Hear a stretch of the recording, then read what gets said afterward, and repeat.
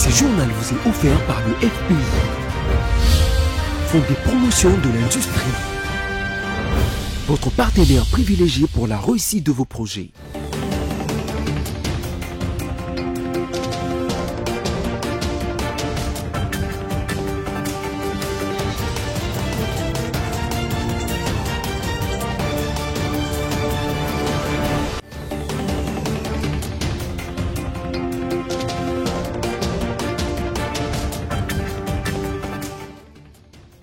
Nouveau journal sur BC Télévision, merci de vous joindre à nous. Tout de suite, place au sommaire. Controverse autour de la levée des immunités de Joseph Kabila au Sénat. Pour approfondir le débat, une commission spéciale a été mise en place. Le dossier de l'assassinat du roulage fiston Kabea est clos. La cour militaire de Kinshasa-Gombe a rendu son arrêt. 20 ans de servitude pénale pour les uns et 5 ans pour les autres. 2 prévenus ont été acquittés. Voilà tout pour le sommaire. Encore une fois, bonsoir et merci si vous nous rejoignez. Vous le savez certainement qu'hier, jeudi 15 mai 2025, au cours d'une séance plénière, le Sénat a examiné la question délicate de la levée de l'immunité parlementaire de l'ancien président de la République démocratique du Congo et sénateur à vie Joseph Kabila Kabange.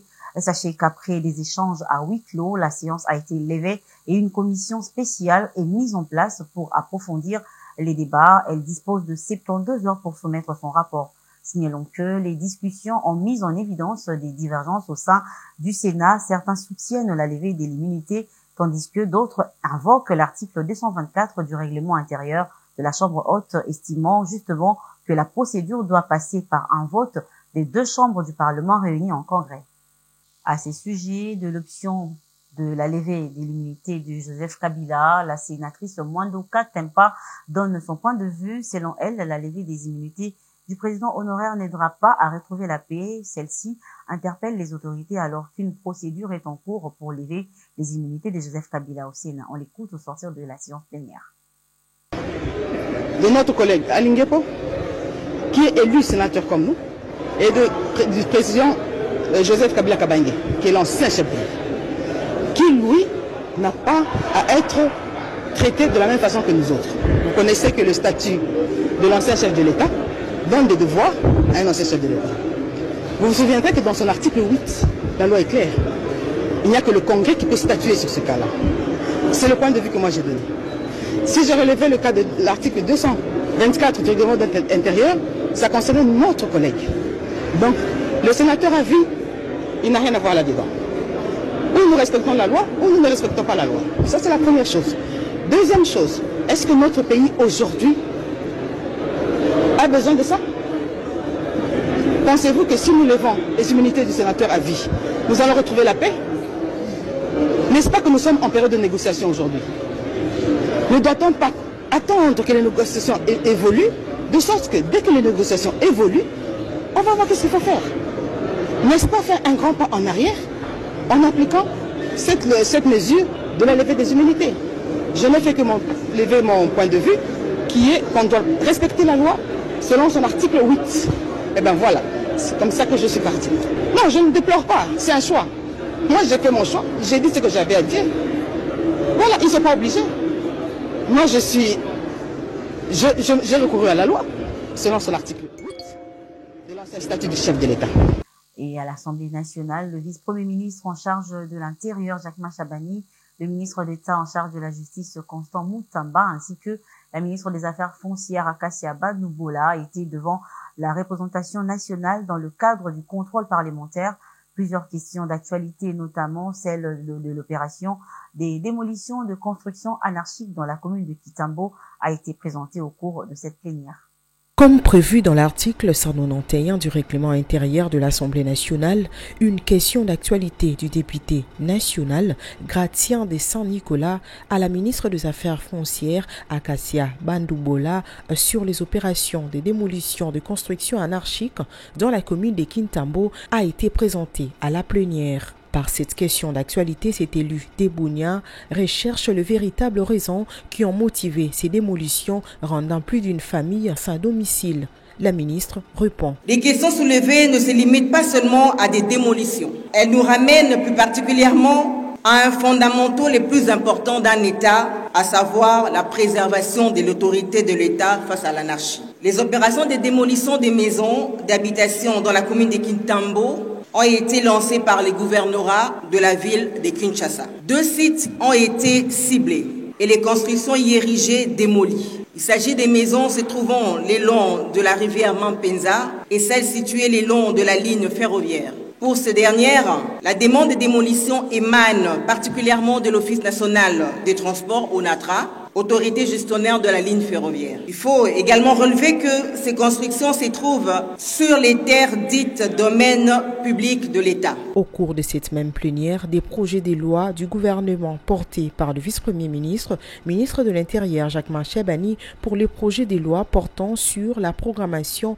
de la mise en œuvre de la réforme de la police, et le ministre de la Justice Constant Moutamba pour le projet de loi portant création, organisation, fonctionnement et compétences du tribunal pénal économique et financier. À la suite de réponses de ministres, ces 2 projets de loi ont été envoyés à la Commission défense et sécurité pour celui sur la programmation de réforme de la police et à la Commission politique administrative et juridique pour celui portant création d'un tribunal pénal économique et financier. Et dans le cadre de sa démarche de relevabilité, le vice-premier ministre, ministre de la fonction publique, Jean-Pierre Liaou, a échangé avec les membres du caucus des députés nationaux du Kasaï. Cette rencontre s'inscrit dans la dynamique constante de dialogue avec les représentants du peuple afin de garantir une réforme inclusive et ancrée dans les réalités du terrain. Jean-Pierre Liaou a présenté les avancées majeures déjà enregistrées dans la mise en œuvre de la réforme de l'administration publique. Engagé dans une dynamique du devoir des recevabilités, le vice-premier ministre, ministre en charge de la fonction publique Jean-Pierre Liaou, s'est lancé dans une dynamique d'échange avec les députés nationaux sur la réforme amorcée à l'administration publique. C'est dans ces cadres qu'il a reçu les caucus des députés de la province du Kasaï. Face aux élus, le vice-premier ministre a présenté les avancées majeures déjà enregistrées dans la mise en œuvre de la réforme de l'administration publique, notamment la maîtrise des effectifs et de la masse salariale, l'organisation des départs à la retraite, le rajeunissement compétitif via les concours, la mécanisation des agents dans toutes les provinces, y compris au Kasaï. Le caucus de députés du Kasaï s'est mis d'accord pour accompagner le VPM Liaou dans la réforme de l'administration publique. Cette rencontre d'échange a également permis aux élus nationaux de présenter leurs différents problèmes recueillis sur terrain auprès des agents de leur circonscription électorale. Et puis cette nouvelle, la MONUSCO, en coordination avec le Comité international de la Croix-Rouge, a assuré le transport des plus de 1300 membres non armés des forces armées de la RDC et de la police nationale congolaise de Goma à Kinshasa, comme convenu aux conventions de Genève. Suivez. La mission des Nations Unies pour la stabilisation en République démocratique du Congo, MONUSCO, annonce la conclusion de l'opération de transport des plus de 1300 membres non armés des forces armées de la République démocratique du Congo, FARDC, et de la police nationale congolaise, PNC. Cette opération a été conduite en étroite coordination avec le Comité international de la Croix-Rouge, agissant en tant qu'intermédiaire neutre. Malgré un contexte opérationnel extrêmement difficile, la MONUSCO et tous les partenaires ont travaillé jour et nuit pour assurer le succès de cette opération très sensible. Je salue le professionnalisme et l'esprit des coopérations de toutes les parties impliquées, ainsi que l'engagement constant du CICR à garantir la neutralité de l'opération, la sécurité et la dignité des personnes concernées tout au long de cette opération. Je remercie également les populations situées le long des itinéraires pour leur compréhension, a déclaré Madame Viviane Van de Per, représentante spéciale adjointe du secrétaire général des Nations Unies en République démocratique du Congo et chef par intérim de la MONUSCO. Le transport des éléments non armés a été assuré grâce à un dispositif logistique mixte et complexe mis en place par la MONUSCO, comprenant 8 rotations de près d'une dizaine de véhicules, ambulances, bus, citernes, 46 vols en hélicoptère et 23 vols en avion. lancée. Et depuis le 30 avril 2025, cette opération complexe visait à transporter à Kinshasa en toute sécurité les éléments de forces de défense et de sécurité congolaises ayant trouvé refuge dans les bases de la MONUSCO à Goma à la fin de janvier 2025, à l'issue de la prise de contrôle de la ville par l'AFC M23, conformément aux dispositions de Convention de Genève. Durant plus de 3 mois, la MONUSCO a assuré la protection, l'hébergement, la prise en charge alimentaire et les soins médicaux de ces personnes sous sa protection. La MONUSCO réaffirme son engagement à mettre en œuvre son mandat de protection des civils et à soutenir les efforts des autorités nationales en matière de rétablissement de la paix, de la stabilisation et de réforme du secteur de la sécurité. Le dossier du policier de la circulation routière assassiné encore une fois évoqué dans cette édition. Sachez que la cour militaire de Kinshasa, Gombe, a rendu son arrêt et c'était tard dans la soirée du jeudi 15 mai 2025 dans le cadre de cette affaire sur la mort du roulage Fiston Kabeya. Au total, 10 membres de l'équipe de sécurité des Judith Soumino interpellés, 6 sont condamnés à 20 ans de servitude pénale, parmi lesquels le major Kanza Dunia Olivier, numéro 1 de la sécurité de la chef du gouvernement. La Cour a déclaré établi dans leur chef l'infraction de coup mortel ou d'homicide ainsi que l'infraction d'arrestation arbitraire. Pour ce qui concerne la réparation civile, les 6 prévenus ont été condamnés, décision conjointe entre l'État congolais et la justice, à payer à titre dommages et intérêts la somme d'1 million de dollars américains chacun à la veuve de Fiston Kabeya ainsi qu'à la famille du défunt. Par ailleurs, les 2 autres prévenus parmi les 10 sont condamnés par la cour militaire de Kinshasa-Gombe à 5 ans de servitude pénale. Il s'agit du sous-commissaire adjoint Libendele Kaindou et du brigadier en chef Sangwa Moulangi. Les juges militaires n'ont retenu à leur charge que l'infraction d'arrestation arbitraire. 2 autres prévenus ont été acquittés de grâce par cette juridiction militaire, à savoir le commissaire supérieur adjoint Banganga Jolé et le sous-commissaire Michel Yalala, tous 2 relevant des services spéciaux de la police nationale congolaise.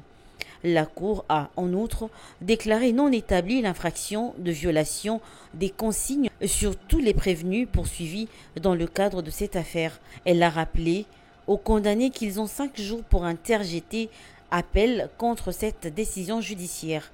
Notons que parmi les 8 prévenus condamnés, 3 l'ont été par défaut.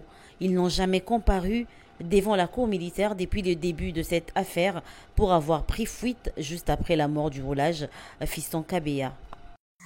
Et de l'autre côté du monde, et pour parler russo-ukrainien, toujours sans Vladimir Poutine, à Istanbul, les négociateurs russes et ukrainiens devraient se rencontrer ce vendredi 16 mai 2025 pour leur premier pourparlers de paix depuis plus de 3 ans sous la pression des États-Unis, même si les attentes vis-à-vis de cette réunion sont limitées. Plus de détails avec France 24. Le chef de l'État, tout puissant, ses ministres, son cercle de premier rang, et puis il y a les seconds couteaux. Vladimir Poutine en a envoyé 4 à Istanbul pour tenter de trouver des compromis avec les représentants ukrainiens. La symbolique est telle que le négociateur en chef en personne s'est senti obligé de justifier sa présence. Notre délégation officielle a été approuvée par décret présidentiel et dispose de toutes les compétences et de l'autorité nécessaires pour mener les négociations.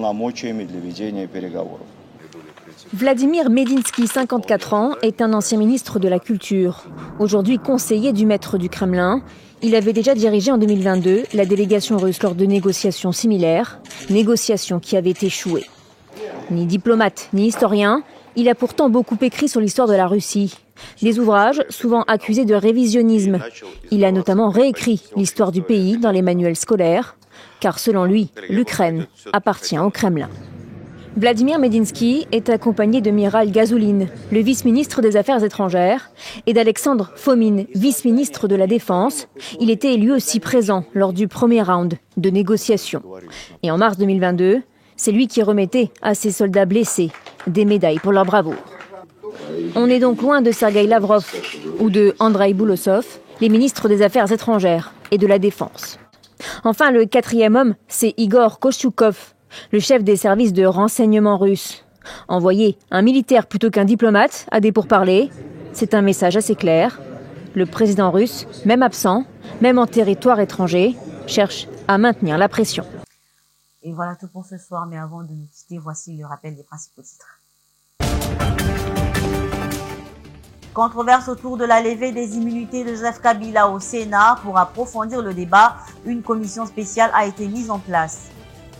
Le dossier de l'assassinat du roulage fiston Kabea est clos. La cour militaire de Kinshasa-Gombe a rendu son arrêt. 20 ans de servitude pénale pour les uns et 5 ans pour les autres. 2 prévenus ont été acquittés.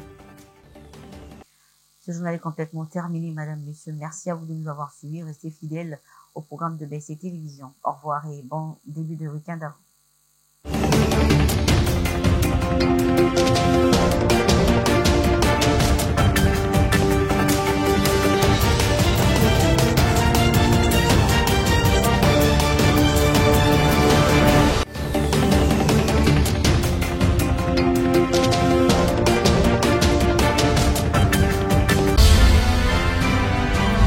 Ce journal vous a été offert par le FPI, Fonds des promotions de l'industrie, votre partenaire privilégié pour la réussite de vos projets.